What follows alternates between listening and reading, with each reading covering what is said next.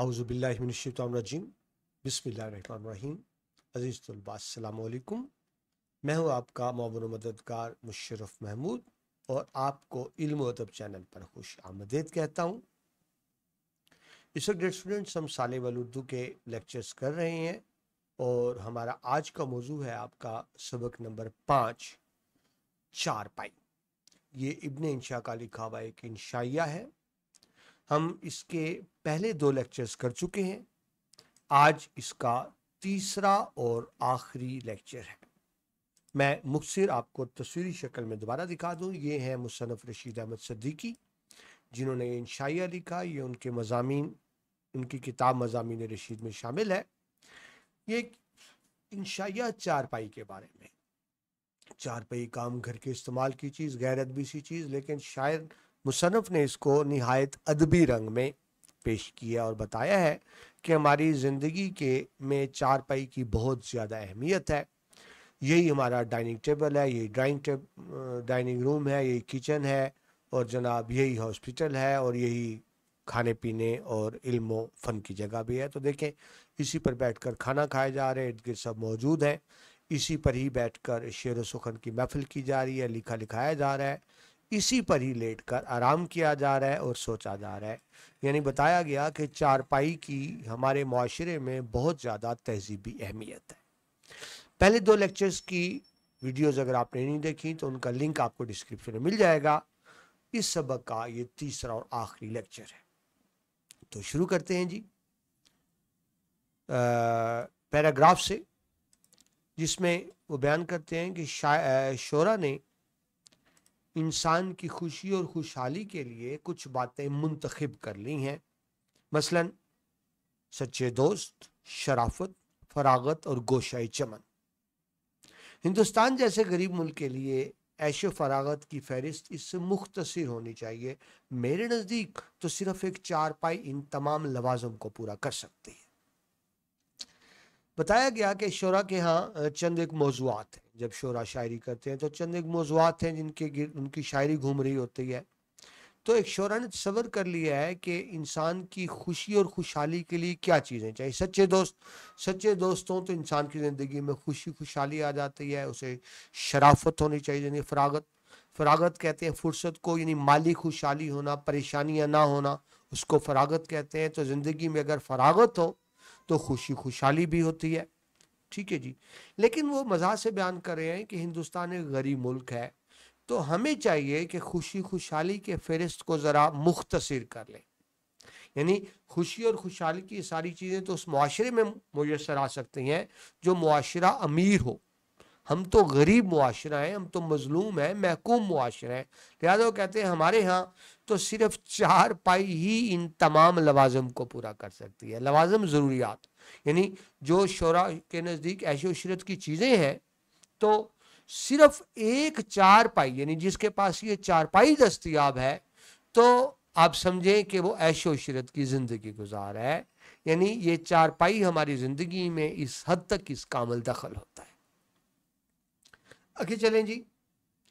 Next paragraph वो कहते हैं बानों की टूटी हुई चारपाई जैसे मक्का के खेत में बतौर मचान बांध दिया गया है। बांध क्या होता है? एक फसल होती है मूंज, मूंज से बना हुआ रस्सा।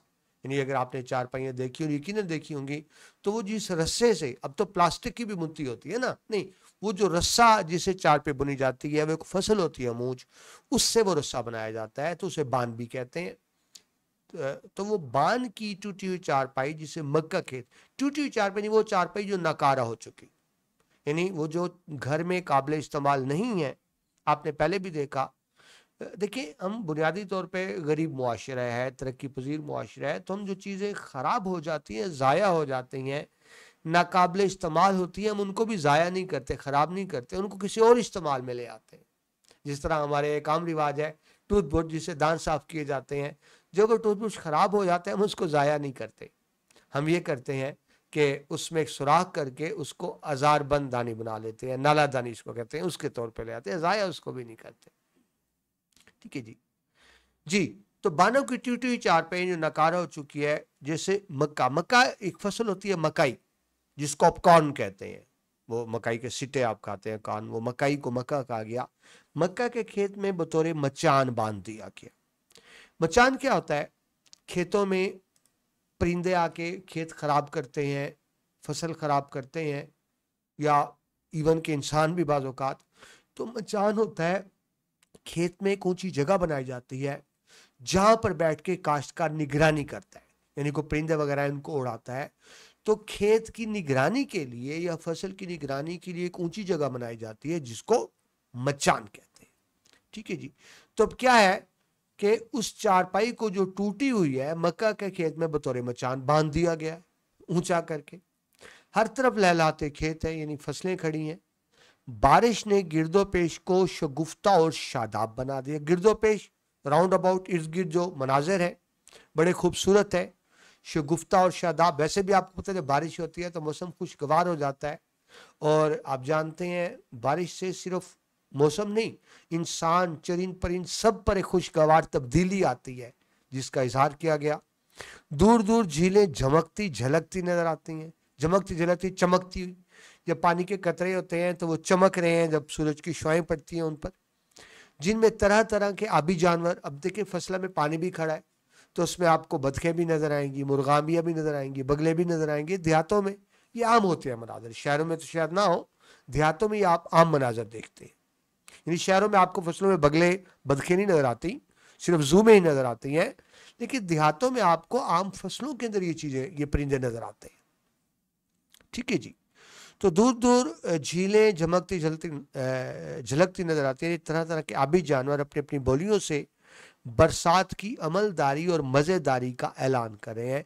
यानी परिंदों का बोलना, अपनी बोलियां निकालना, चहचहाना, दरअसल वो भी बरसात को एंजॉय कर रहे हैं। मैंने कहा ना, बरसात के असरात इंसान चरिंद परिंद रिंद सब पर आते हैं। मचान पर बैठा किसान खेत की रखवाली कर, यानी बारिश से किसान भी लुत्फानंदोज हो रहा है, अच्छा मौसम से वो भी लुत्फानंदोज हो रहा है, लेकिन वो सिर्फ लुत्फानंदोज नहीं हो रहा, अपनी ड्यूटी भी कर रहा है, वो निगरानी भी कर रहा है। उसके यहाँ अब बात की जा रही है किसान के फाइनेंशियल हालात की बात की जा रही है। उसके यहाँ ना आसाइश है ना आराइश। आसाइश सहूलत, देखिए किसान को सहूलत दस्तियाब नहीं। अब देखिए खेत में बैठा है, वहाँ पंखा नहीं लगा हुआ, वहाँ एसी नहीं लगा हुआ, कूलर नहीं लगा हुआ, उसके आगे टीवी नहीं चल रहा, वो मोबाइल पर इंटरनेट पर सोशल मीडिया इस्तेमाल नहीं कर रहा, वो तो दिन रात खेत में लगा हुआ है, जानवरों के साथ जानवर बना हुआ है, दिन रात मेहनत कर रहा है, तब इस काबिल होता है कि फसल उग सके। यानी जिंदगी की बुनियादी सहूलियात आसाइशें उसको हासिल नहीं है, ना उसके आसाइश है ना आराइश। आराइश क्या होती है? सजावट। घर में उसके आराइश यानी सहूलत की चीजें दस्तियाब नहीं है, एसी नहीं है, टीवी नहीं है, उसके पास ऐसी कोई चीजें नहीं है। आराइश कोई डेकोरेशन की चीजें नहीं है, सादा सा घर है, कच्चा मट्टी का गारे का बना हुआ, न इल्म फजलो, पढ़ा लिखा भी नहीं है। उसका बाप भी अनपढ़ था, जिम्मेदारा करता था, फसलों में काश्त करता था, अब बेटा भी वही कर रहा है, इल्म फजल नहीं है, ना उसके पास दौलत इक़्तिदार है, लेकिन वो दिन रात फसल में जुटा हुआ है, फसल में लगा हुआ है, काश्तकारी में लगा हुआ है। लेकिन ये सब चारपाई पर बैठे उसी किसान की मेहनत का करिश्मा है। आप जब देखते हैं बड़ी बड़ी फसलें उगी हुई हैं जो हम खाते हैं, मैं आप, हम जो रोटी अनाज खाते हैं ये उसी किसान ने उगाया है। उस किसान ने जो खुद बुनियादी जरूरियात के लिए मोहताज है, जिसकी अपनी बुनियादी जरूरियात पूरी नहीं हो रही, लेकिन वो हमारा पेट भर रहा है। जरा तसव्वुर करें अगर किसान फसल ना उगाए हम तो भूखे मर जाए। अब देखिए गुजारा नहीं है, अगर अनाज ना हो, फसल ना हो, फल फ्रूट सब्जियां ना हो तो देखिए हम क्या करें। ये वो किसान कर रहा है जिसके अपने हालात अच्छे नहीं है, लेकिन उसने हमारी जिंदगी में सहूलियात दी हुई है। और फिर एक दिन आएगा जब उसकी पैदावार को चोर, मुहाजिन या जिम्मेदार लूटेंगे। अब ये संजीदा बात की जा रही है। मुहाजिन वो जो सूद पर उधार देता है। देखिए जब किसान ने फसल काश्त करनी है, सिर्फ मेहनत नहीं, पैसा भी चाहिए। अगर उसे पानी लगाने ट्यूबवेल से खरीदना पड़ेगा, स्प्रे करने खरीदना पड़ेगा, खाद डालनी है खरीदनी पड़ेगी, हल चलाने उस पर खर्चा होगा, ट्रैक्टर ट्यूबवेल पे खर्चा होगा, पैसे उसके पास है नहीं, फिर वो उधार लेता है और उधार मिलता है सूद पर। हिंदुस्तान में पहले बहुत ज्यादा रिवाज था, खैर अब भी है वहां तो, सूद पर उधार लेन देन का। अब होता क्या है, जब किसान की फसल तैयार होती है तो मुहाजन आ जाता है और एक बड़ा हिस्सा वो ले जाते हैं, यानी असल रकम तो वापस करनी ही करनी है। यानी समझे अगर उसने 1000 रुपये उधार लिया है तो वापस 1000 नहीं 1500 करे, 500 सूद है। और बाजू का सूद बहुत ज्यादा होता है, ये भी मुमकिन है 1000 उधार लिए 1000 ही ऊपर सूद हो, और ये भी मुमकिन है 1000 के उधार पर सूद 1000 से भी ज्यादा हो। तो किसान गरीब को क्या मिला बेचारे को? वो तो मुहाजन आया और असल रकम सूद की शक्ल में उसकी सारी जो मेहनत थी। देखिए किसान फसल को बच्चों की तरह पालता है, वो सारी मेहनत से जो मुआवजा था कौन ले गया? मुहाजन, जिसको चोर, वही उसी को चोर कहेंगे। चोर ले गया, मुहाजन ले गया, जिम्मेदार ले गया। अगर उसकी अपनी जमीन नहीं है, अपनी जमीन है तो और बात है, अगर अपनी जमीन नहीं है, किसी की जमीन पर काम कर रहा है, मजदूरी कर रहा है, तो मेहनत तो उसने की और फसल कौन ले गया? जिम्मेदार। और वो बेचारा वही का वही गरीब रह गया, बुनियादी जरूरतों को तरसता रह गया। कमा कौन गया? जिम्मेदार कमा गया, मुहाजन कमा गया, वो चोर कमा गए। ये चोर, आप ये हमारे सरमायादारी निज़ाम को भी कहा जा सकता है, जिस निज़ाम में गरीब गरीब से गरीब तर होता चला जा रहा है और उसी गरीब की मेहनत की कमाई से, उसी के खून पसीने की कमाई से अमीर अमीर से अमीर तर होता चला जा रहा है। ठीक है जी। तो आखिर में कहा गया, हाय वो उसी चारपाई पर उसको सांप डस लेगा और किस्सा पाक हो जाएगा। एक दिन आएगा, उसी चारपाई पर निगरानी कर रहा है, खुली जमीनों में फसलों पे सांप भी होते हैं, सांप डस लेगा, किस्सा पाक हो जाएगा, यानी वो मर जाएगा, इस दुनिया से चला जाएगा। और अब उसकी जगह उसका बेटा ले लेगा और उसका बेटा भी वैसे ही मेहनत करता रहेगा, अमीरों के दूसरों के पेट पालता रहेगा और एक दिन वो भी ऐसा मर जाएगा। यानी बताया गया कि गरीब किसान की ज़िंदगी किस कदर मुश्किल है। वो किसान जो हमारी ज़िंदगियों में आसानियाँ आते हैं लेकिन उनकी अपनी ज़िंदगी किस कदर मुश्किल होती है। ये वो मुआशरती तफावत है, डिस्क्रिमिनेशन है जिसको बयान किया गया। यानी ये इसके अंदर हमारे लिए सवाल है कि हमें चाहिए कि मजलूम तबकात को भी चले, बहुत ना सी, कम से कम इतना तो हो कि अपनी बुनियादी ज़रूरियात पूरी कर सकें। लेकिन एक किसान, एक मजदूर दिन रात, सुबह से रात तक मेहनत करने के बावजूद अपनी बुनियादी ज़रूरियात की तकमील की भी पूरी नहीं कर पाता, उसके लिए भी दूसरों का मोहताज है। आगे चलिए जी, पैराग्राफ में बताया गया, बरसात ही का मौसम है, गांव में आमों का बाग, एक मंजर कशी की गई, कभी धूप कभी छाँव, जिस तरह देहात में होता है। कोयल कूकती है, यानी परिंदे चहचहा रहे हैं, हवा लहकती है, हवाएं भी लहकना यानी इठला के चलना, मतलब हवाओं का चलना, अदा से चलना। गांव के लड़के लड़कियां धूम मचा रहे हैं। ये मैं बार बार बात करूं, पुराने जमाने का इंशाई है, उस वक्त यानी ये फर्क नहीं होता था। इवन नौजवान लड़के लड़कियां भी इकट्ठे खेल कूद रहे हैं, यानी ये नहीं देखा जाता मर्द औरत का फर्क, अब तो हो गया ना। पहले यानी मासूमियत थी, ये लड़का और लड़की को इस तरह मासूमियत थी, इकट्ठे उठना बैठना खेल कूद, ये बड़ी आम सी बात थी। लड़के लड़कियां गांव के धूम मचा रहे हैं, कहीं कोई पका आम डाल से टूट कर गिरता है, डाल टहनी, ठीक है जी, सबके सब झपटते हैं, यानी आम गिरा। आप देखिए दरख्त से आम तोड़ा नहीं, दरख्त को खराब नहीं किया जा रहा, लेकिन अगर हवा चलने से कोई आम गिरता है, दूसरी क्रिकेट में बॉल को कैच करने की कोशिश करते हैं, तो सारे उस आम को कैच करने की कोशिश कर रहे हैं, पकड़ने की कोशिश कर रहे हैं। झपटना यानी भाग कर पकड़ना। जिसको मिल गया वो हीरो बन गया, जिसको ना मिला उसे ठट्ठे लगाए। मिल गया हीरो, ना मिला सब उसकी मजाक उड़ा रहे हैं कि देखो भागा था, पकड़ नहीं सका। यही लड़के लड़कियां इस वक्त तो किसी तौर भी काबिले इल्तफात नजर नहीं आती। काबिले इल्तफात, काबिले तवज्जो खेल रहे हैं ना, बच्चे हैं, लेकिन कल कोई नहीं, बच्चों ने बड़ा भी होना है और जिंदगी के मुख्तलिफ शोबों में जाना है। ठीक है जी। आज तो वो काबिले तवज्जो नजर नहीं आ रहे, किसी तरह आज तो काबिले इल्तफात नजर नहीं आते। किसे मालूम, मतलब कोई नहीं जानता, किसे मालूम कि आगे चलकर जमाना और जिंदगी की किन नैरंगियों को उजागर कर, नैरंगी जिंदगी के रंग, यानी ये जिंदगी में किस तरह से शामिल होंगे। आज तो बच्चे हैं ना, बच्चों की तरह खेल रहे हैं।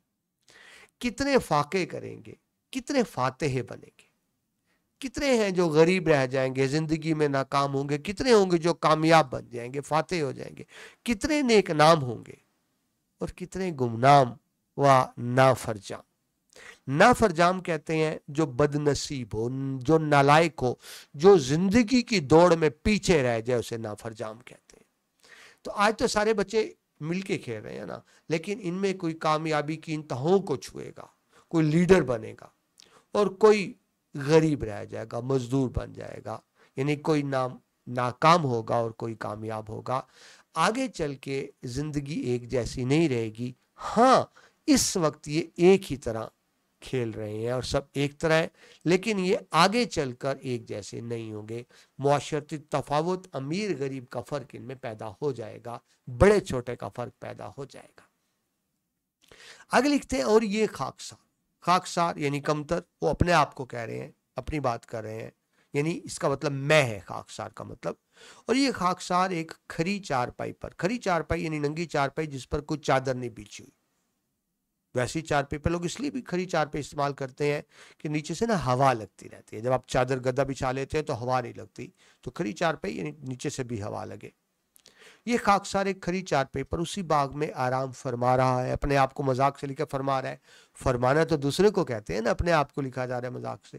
چارپائی باغبان کی ہے، یعنی کسی کے باغ میں ہے نا، اس کا اپنا باغ نہیں ہے، تو ظاہر ہے جس کا باغ ہے چارپائی اس کی ہے، یعنی مطلب یہ دنیا ہماری نہیں، ہم تو مہمان ہیں نا، ہم تو مہمان ہیں نا، یعنی یہ باغبان اللہ کو بھی کہا جا سکتا ہے کہ اگر اس دنیا کو ایک باغ سمجھ لیں تو اس کا باغبان اللہ نے یہ باغ لگایا، اللہ جب تک چاہے گا یہ باغ رہے گا، جب چاہے گا یہ باغ اجڑ جائے گا۔ ہماری کیا حیثیت ہے؟ انسان کی کوئی حیثیت نہیں۔ تو یہ اس طرف بھی اشارہ ہے۔ چارپائی باغبان کی ہے، باغ کسی اور کا ہے، لڑکے لڑکیاں گاؤں کے ہیں جو کھیل رہے ہیں، میرے حصے کا صرف آم ہے اور میں بیٹھا ہوں، ایک آم مجھے مل گیا۔ ایسے میں جو کچھ دماغ میں نہ آئے وہ تھوڑا ہے۔ دیکھیے جب آپ فارغ بیٹھے ہوتے ہیں تو بہت کچھ سوچ رہے ہوتے ہیں۔ ہم عالم تخیل میں، تصورات کی دنیا میں کہیں سے کہیں پہنچ جاتے ہیں۔ شعر میں آیا، شاعر کہتا ہے بجا زنجیر تھی پاؤں میں اپنے، بجا زنجیر تھی پاؤں میں اپنے، مگر خوابوں پہ تو پہرا نہیں تھا۔ آپ خواب میں رستو بن جائے، افلاطون بن جائے، بادشاہ بن جائے، شہنشاہ بن جائے، صدر وزیر اعظم بن جائے، آپ مغل اعظم بن جائے، جو مرضی بنے، تو بعض اوقات انسان جب فارغ بیٹھا ہوتا ہے نا تو تصورات کی دنیا میں کہیں بہت دور نکل جاتا ہے، یا وہی بات کی جا رہی ہے۔ ایسے میں جو کچھ دماغ میں آئے تھوڑا ہے، یا جو تھوڑا دماغ میں آئے وہ بھی نکل جائے تو تعجب کیسا، یعنی وہ تصورات کی دنیا میں گم ہے کیونکہ ریلیکس کر رہے ہیں۔ ٹھیک ہے جی، ڈیسٹرنٹ، یہ آخری پیراگراف جو میں سمجھتا ہوں سب سے خوبصورت پیراگراف ہے اس انشائیے کا، اور یہ پیراگراف ہمیں بہت کچھ سوچنے پر مجبور کر دیتا ہے۔ ہم نے پہلے میں تفصیل سے دیکھا پہلے لیکچر میں کہ انشائیہ ایک ایسی تحریر ہوتی ہے جس میں رائٹر بات کو مکمل نہیں کرتا بلکہ نامکمل چھوڑ دیتا ہے تاکہ قاری خود سوچے سمجھے اور مفہوم نکالے۔ تو ایسے ہی اس پیراگراف کو ایک جگہ پر لا کر چھوڑ دیا گیا جو مجھے اور آپ کو غور و فکر کی دعوت دیتا ہے۔ انتہائی خوبصورت پیراگراف، اور اتنا خوبصورت پیراگراف امتحان کے لیے بھی اہم پیراگراف ہو سکتا ہے یہ تشریح کے حوالے سے، اگرچہ آخری پیراگراف ہے لیکن تشریح کے حوالے سے اہم ہو سکتا ہے۔ جی، پھر عالم تصور میں ایسی کائنات تعمیر کرنے لگتا ہوں۔ عالم تصور یہ تصورات کی دنیا میں نہیں، اب چارپے پہ ریلیکس لیٹا ہوا ہے نا، تو وہ ایک فرضی دنیا میں، تصوراتی دنیا میں چلا گیا ہے۔ اور کیا تصور کرے؟ تصور کر رہا ہے کیا؟ میں ایسی کائنات تعمیر کرنے لگتا ہوں جو صرف میرے لیے ہے، یعنی وہ گویا کہ خود خالق بنا ہوا کوئی کائنات بنا رہا ہے جو میرے اشارے پر بنتی بگڑتی ہے، مجھے خالق کا درجہ حاصل ہے، خالق تخلیق کا۔ دیکھیے اس کائنات کا خالق تو اللہ تعالیٰ ہے نا، لیکن تصورات کی دنیا میں وہ ایک جہان تعمیر کر رہا ہے کہ وہ ایک ایسا جہان جو اس نے تخلیق کیا ہے، جو اس نے خود بنایا ہے، وہ خود خالق کے درجے پر اپنے آپ کو دیکھ رہے ہیں۔ اپنے کو مخلوق، خالق بنانے والا، مخلوق بنائی گئی، وہ اپنے آپ کو مخلوق کے درجے سے نکال کے خالق کے درجے پر تصور کر رہا ہے۔ اپنے مخلوق ہونے کا وہم نہیں گزرتا، نہ اسے یہ خیال کہ زمانہ کس کو کہتے ہیں، نہیں سمجھ لیں وہ زمان و مکان کی قید سے دور نکل گیا، تصور کی دنیا میں چلا گیا ہے، نہ ہی اسے اس کی پرواہ ہے کہ زندگی کیا ہے۔ دیکھیے ہم مخلوق ہیں نا, ہمارے لیے چیزوں کی اہمیت ہے, ہمارے لیے زندگی موت کی اہمیت ہے, ہمارے لیے چیزوں کی اہمیت ہے, لیکن خالق کے لیے تو اہمیت نہیں ہوتی ان چیزوں کی, کیونکہ وہ خود اپنے آپ کو خالق کے درجے پر دیکھ رہا ہے, تو وہ اپنے آپ کو ان چیزوں سے ماورا سمجھ رہا ہے, اپنے آپ کو ان چیزوں سے بالاتر سمجھ رہا ہے. ٹھیک ہے, مطلب کہیں بہت دور نکل گیا تصورات کی دنیا میں. یا اس کا مطلب یہ بھی سمجھ لیں کہ انسان کی تشنا خواہشات و خواہشات جو ادھوری رہ جاتے ہیں, انسان کی وہ خواہشات جو ادھوری رہ جاتی ہیں, تو بعض اوقات انسان تصورات کی دنیا میں دیکھ رہا ہوتا ہے کہ اس کی خواہشیں مکمل ہو گئی. میں آپ کو 1.5 منٹ یہاں سے ہٹ کے ایک بڑا انٹرسٹنگ واقعہ سناتا ہوں. ہمارے پاس ایک مزدور کام کرتا تھا, وہ سارا دن کام کرتا تھا, مزدوری کرتا تھا, لیکن شام کو وہ جو منی سینما ہوتے ہیں نا, ہوٹلوں میں ٹی وی رکھے ہوتے ہیں اور باہر بینچیں پڑی ہوتی ہیں, بینچوں پر بیٹھ کر وہ ٹی وی کی موویز دیکھ رہے ہوتے ہیں, تو سارا دن تھکا رہا ہونا اور شام کو جا کے مووی ضرور دیکھتا تھا بینچ پر بیٹھ کر, اور بینچ بھی وہ جس کی ٹیک نہیں تھی. تو مجھے بڑی حیرانگی ہوتی تھی کہ اللہ بندے نے سارا دن کام کیا ہے تو اس کو ریسٹ چاہیے, جا کے گھر آرام کرے, یہ پھر بینچ پر آ کر بیٹھ گیا 3 گھنٹے کی مووی دیکھنے کے لیے. تو میں بڑا حیران ہوتا تھا. میں نے ایک دفعہ اس سے پوچھ لیا کہ تم آرام کرنے کی بجائے مووی دیکھنے کیوں بیٹھ جاتے ہو؟ تو اسے بڑا عجیب سا جواب دیا. یہ میں آپ کو ذاتی اپنا واقعہ سنا رہا ہوں. اس سے کا بات یہ ہے, جب ہم مووی میں دیکھتے ہیں نا کہ بڑے بڑے امیر گھر ہیں اور بڑی بڑی کوٹھیاں اور کار اور بنگلے ہیں, تو اس نے کہا میں تصور کرتا ہوں یہ کوٹھی میری ہے, یہ کار بنگلہ میری ہے, یہ سارے نوکر چاکر میرے ہیں اور میں گاڑی میں اڑتا پھر رہا ہوں. میں اس کہانی کا جو ہیرو ہے مووی کا, میں اپنے آپ کو اس کی جگہ پہ تصور کرتا ہوں, اس سے مجھے ذہنی سکون ملتا ہے. میں اس لیے روزانہ یہاں بیٹھ کے مووی فلم دیکھتا ہوں. تو آپ کو سمجھ آئی کہ ہم اپنی ادھوری خواہشات کو پوری کرنے کے لیے تصور کی دنیا میں کبھی بہت دور نکل جاتے ہیں. تو یہاں وہی بات کی جا رہی ہے. ٹھیک ہے جی, اپنے مخلوق ہونے کا وہم نہیں گزرتا, نہ اس خیال کا کہ زمانہ کہتے ہیں, نہ اس کی پرواہ کی زندگی کیا ہے. دوسروں کو ان کا اسیر دیکھ کر چونک پڑتا ہوں. اسیر کہہ دی, لیکن جب میں دیکھتا ہوں کہ دوسرے تو اس دنیا کے اسیر ہیں, دوسرے تو اس دنیا کے پیچھے بھاگ رہے ہیں, دوسروں کے لیے تو دنیا کی اہمیت ہے, میں چونک پڑتا ہوں. اب چونکنے کا مطلب یہ ہے کہ وہ تصور کی دنیا سے باہر آ رہے ہیں. وہ جو تصورات میں اپنے آپ کو کہیں دیکھ رہا تھا, امیجن کر رہا تھا کہ کسی مقام پہ ہوں, اب اس کا تصور ٹوٹنے لگتا ہے. اب وہ واپس آنے لگتا ہے دنیا کی طرف. میں یہ محسوس کرنے لگتا ہوں کہ میں ان لوگوں سے اور خود زمانے اور زندگی سے علیحدہ ہوں. ٹھیک ہے, یعنی جو ایک تصور کرا تھا میں علیحدہ ہوں, لیکن اب اس کو یہ بھی لگ رہا ہے میں علیحدہ ہوں, لیکن اس کو یہ بھی احساس ہو رہا ہے میں دنیا کا حصہ ہوں. کچھ دیر کے لیے اونگنے لگتا ہوں. اونگنا کیا ہوتی ہے؟ نیم خوابی کی کیفیت, یعنی جب بندہ نہ سویا ہوا ہے نہ جاگا ہوا ہے, اس کو اونگنا کہتے ہیں. اونگنے لگتا ہوں, اور پھر کہتے ہیں ممکن ہے اونگنے میں پہلے سے مبتلا ہوں. نہیں کہتے یہ بھی ممکن ہے کہ میں پہلے سے اونگ رہا ہوں, یعنی تصور کی دنیا میں. ٹھیک ہے جی, تو یہ ایک آخری پیراگراف بڑا اہم, تو اس کو تشریح کے حوالے سے میں دوبارہ ایکسپلین کر دیتا ہوں. یہ آخری پیراگراف کو, مجھے یہ پیراگراف بڑا پسند آیا. تو دیکھیں وہ اس میں کیا بیان کریں. دیکھیں یہ اس آخری پیراگراف جو آپ نے پڑھا اس کی تشریح ہے. اب میں اقتباس کی تشریح کی طرف آ رہا ہوں. ٹھیک ہے جی, آخری کی رشید صدیقی صاحب نے اس اقتباس میں بیان کرتے ہیں کہ چارپی پر لیٹ کر انسان تخیل کی اتھاہ گہرائیوں میں جا پہنچتا ہے. ٹھیک ہے, وہ اپنی ایک متوازی کائنات بنا لیتا ہے جو اس کی اپنی مرضی کے تابع ہے. وہ اس کائنات میں نہ زمانے کا قیدی ہے نہ زندگی کی الجھنوں کا. اسے مخلوق ہونے کا احساس نہیں ہے, بلکہ وہ اپنے آپ کو آزاد محسوس کر رہا ہے. مصنف چارپائی پر لیٹے لیٹے ایک ایسی کائنات بنا رہا ہے جو اس کی اپنی ہے, جس پر کوئی اثرات نہیں ہے دوسری دنیا کے. وہ اپنے آپ کو آزاد محسوس کر رہا ہے. اس کو لگتا ہے کہ اس کی تخلیق کردہ کائنات پر اس کو مکمل اختیار حاصل ہے. مصنف اپنے آپ کو یہاں بیان کر رہا ہے. وہ کہتا ہے میں اپنی مرضی سے, میں کائنات میں نے جو بنائی, میں خود اپنے حالات اس میں بدل سکتا ہوں. وہ خود اپنے آپ کو خالق کی جگہ پہ دیکھ رہا ہے اور اپنے آپ کو محدود نہیں بلکہ لامحدود تصور کر رہا ہے. لیکن جب دیکھتا ہے دوسرے لوگوں کو, وہ تو زمانے کے قیدی ہیں, तो फिर उसे ये तजाद कंट्रडिक्शन महसूस होता है और आखिर में वो इसको ऊँघने से ताबीर कर रहा है। ऊँघ रहा है मतलब सोने जागने की दरमियानी कैफियत है, अभाम मुबहम, उसको क्लियर नहीं, यानी वो खुद भी फैसला नहीं कर पा रहा कि वो पहले ख्वाब देख रहा था या अब ख्वाब देख रहे। आपने बहुत दफा नोट किया होगा जब वो ख्वाब से जागते हैं ना तो हमें समझ नहीं आ रही होती ये पहले ख्वाब था ये अब ख्वाब है। ये बिल्कुल वही कैफियत है सोए जागे की, जिसको अभाम की कैफियत कहते हैं। यही अभाम सच और ख्वाब की धुंधली सरहद इस इक्तबास को अजीम बनाती है।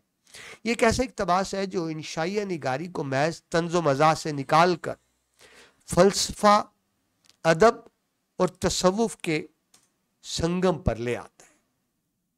मुसन्निफ ये सोचता है कि शायद वो हकीकत की नींद में जी रहा था और अब बेदार हुआ है, और उसे ये भी लगता है कि शायद उसकी पूरी जिंदगी ही एक ऊँघ की मानद है। आखिर में जो ऊँघ का तस्वर है वो इसको कबूल नहीं कर पा रहा। वो तखय्युल की दुनिया में पूरी तरह ना खोया हुआ है ना जागा हुआ है, वो एक दरमियानी कैफियत में है। तो मुसन्निफ ने इस इक्तबास में इंसान के जहन की पेचीदगी को निहायत खूबसूरती से बयान किया है। चारपाई महज एक बिस्तर नहीं है बल्कि एक इंसान के लिए उसकी ज़हनी पनाहगाह है, जहाँ इंसान अपनी महदूदियतों के बावजूद खुद को खालिक समझ रहा है, मगर आखिरकार उसे एहसास होता है ये सब आर्जी वहम था। आखिर में ऊँघ का तस्वर बताता है कि इंसान कभी भी मुकम्मल तौर पर हकीकत को कबूल नहीं कर पाता और ना ही तखय्युल को पूरी तरह खो पाता है। इस तरह वो हमेशा एक दरमियानी दुनिया में जीते हुए एक मुस्तकिल बेयकीनी का शिकार रहता है। तो ये आखिरी पैराग्राफ मुझे खूबसूरत लगा, तो मैंने देखें इस आखिरी पैराग्राफ की तफसील से दोबारा तशरीह कर दी। ये आप जो इंशाई है मज़ामीन रशीद से लिया गया। तो डियर स्टूडेंट्स, यहाँ पर हमारा ख़त्म होता है सबक। हमने हर पैराग्राफ की तशरीह की, लेकिन स्टूडेंट्स का तकाजा होता है कि सबकी खुलासा भी ज़रूर कराया करें। तो एंड पर सबकी खुलासा में कोई नई बात नहीं होती, ज़हन में रखें जो सबक में है वही लिखना होता है, लेकिन आपने ख़ास ख्याल रखना होता है सबकी खुलासे में पूरा सबक तो कवर हो जाए, लेकिन खुलासे में ऐसी कोई बात नहीं लिखनी होती जो सबक में ना हो। यानी सबक की तो सारी अहम बातें आ जाए लेकिन बाहर की कोई बात नहीं लिखनी होती। और आम तस्वर यह है कि सबकी खुलासा पूरे सबक का 1/3 एक तिहाई होना चाहिए। ठीक है जी, तो सबकी खुलासा आपके सामने है, जस्ट मैं रीड आउट कर देता हूँ। इस पुरमज़ा इंशाइया में ये सबकी खुलासा मैं आपके सामने बयान कर रहा हूँ। इस पुरमज़ा इंशाइया में चारपाई को मजहबी तकद्दुस का दर्जा देते हुए बताया गया है कि इंसान चारपाई पर ही पैदा होता है, उसी पर तालीम हासिल करता है, यहीं से नौकरी या फिर जेल जाता है और इसी पर ही सफर आखिरत के लिए रवाना होता है। लिहाजा ये घर की एक मुफीद और निहायत काबिल एतमाद चीज़ है। चारपाई को रियासत के मुलाजिम से तशबीह दी गई जो हर काम के लिए नामौजू होने के बावजूद भी उसे हर काम पर लगा दिया जाता है। किसी रियासत में एक साहिब वलायत से आला तालीम हासिल करके आए तो उन्हें उनके मुताबिक असामी ना होने की वजह से किसी गैर मौजू जगह पर तैनात कर दिया गया। कुछ ऐसा ही सलूक हम चारपाई से भी करते हैं, हालांकि चारपाई उन मुलाजिम साहब से कहीं ज्यादा कारामद होती है। हमारे यहाँ चारपाई के होते हुए किसी और चीज की जरूरत महसूस नहीं होती। एक बीमार की चारपाई पर तकिए के नीचे दवा की पुड़िया, सिरहाने रखी जो शानदे की देचकी और चारपाई के नीचे मैले कपड़े, खिलौने, रोटी के टुकड़े, झाड़ू, कबाड़ और एक दो बच्चे नजर आएंगे। और अगर जिंदगी ने वफा न की तो सफर आखिरत भी इसी चारपाई पर ही तय होगा। हमारे यहाँ चारपाई एक मुकम्मल तहजीब की अलामत है। इसको ड्राइंग रूम, सोने के कमरे, गुसल खाने, दवा खाने, संदूक की हैसियत भी हासिल है। इसी पर इबादत भी की जाती है। अगर घर कोई मेहमान आ जाए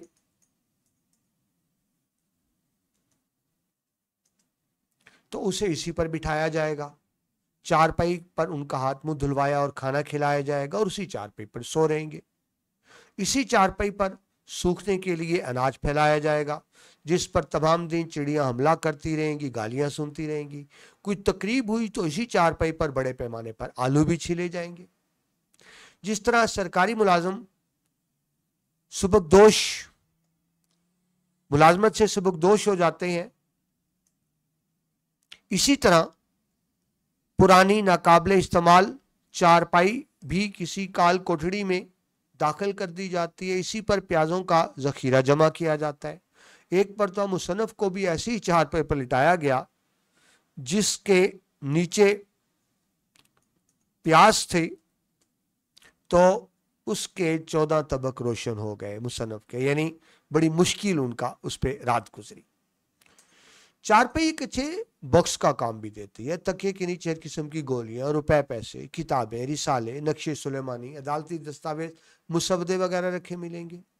और साहब चारपाई पर हर एक चीज के मकाम से बखूबी वाकिफ होंगे और उन्हें हर चीज बाआसानी हर चीज को चारपाई के नीचे से उठाएं और रखेंगे। हमारे यहाँ तो हुकूमत भी चारपाई पर से ही होती है।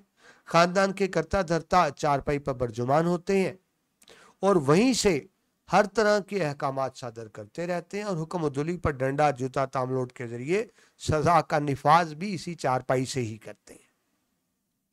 खाने का कमरा भी यही चारपाई होती है। साहिब खाना चारपाई पर, उनके इर्द गिर्द 5, 6, 7 छोटे बच्चे, उतनी मुर्गियां, 1, 2 कुत्ते, बिल्ली, बेशुमार मक्खियां मौजूद होती हैं। बच्चे बिला वजह मार खाते हैं, बीवी मक्खियां उड़ाते हुए गालियां भी सुनती है, बदतमीजी भी सहती है। खाने के बाद शोर शायर हुए तो हाथ धोकर फिक्रे सुखन में लेट गए, मुलाजम हुए तो दफ्तर को भागे और मजहबी आदमी हुए तो उसी चारपाई पर कैलुला करने लगे। मुसन्नफ के नजदीक चारपाई हिंदुस्तान की आबोहवा, तमद्दन, मुआशरत, जरूरियात और एजाद सबका भरपूर नमूना है, जिस पर राहत की हर चीज मौजूद है। मगरबी तर्ज के कूच और सोफे के शौकीन और ड्राइंग रूम के असीर इसकी राहत का अंदाजा नहीं लगा सकते जो चारपाई पर मुयस्सर है। हमारे शोरा ने इंसान की खुशी और खुशहाली के लिए कुछ बातें मुंतखब कर ली हैं, मसलन सच्चे दोस्त, शराफत, फरागत और गोशा चमन वगैरह। हालांकि सिर्फ एक चारपाई इन तमाम लवाजम को पूरा कर सकती है। गांव में मक्की की फसल की निगरानी के लिए बानों की टूटी हुई चारपाई को खेत में बतौर मचान बांध दिया जाता है और मचान पर बैठा हुआ किसान खेत की रखवाली रखता है। इस किसान को जिंदगी की कोई सहूलत हासिल नहीं है, लेकिन वो दिन रात मेहनत करके हम सब के लिए अनाज उगाता है। फिर एक दिन आएगा जब उसकी पैदावार को सूद पर उधार देने वाले मुहाजन और जिम्मेदार लूटेंगे और फिर इसी चारपाई पर उसको सांप डसेगा और उसका किस्सा पाक हो जाएगा।